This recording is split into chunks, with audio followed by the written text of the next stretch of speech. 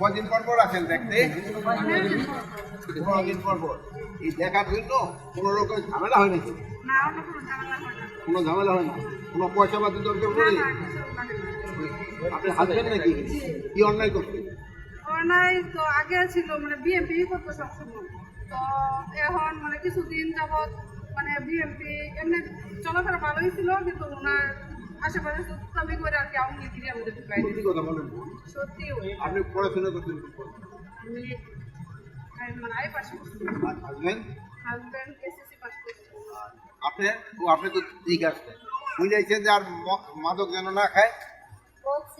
তারপরে বাসায় মাদক খায়? হ্যাঁ, ওই তো খাবে না, কি আবার খায়? তা আপনি না করেন না খাইতে? বাচ্চাগুলির জন্য ওর মায়া হয় না?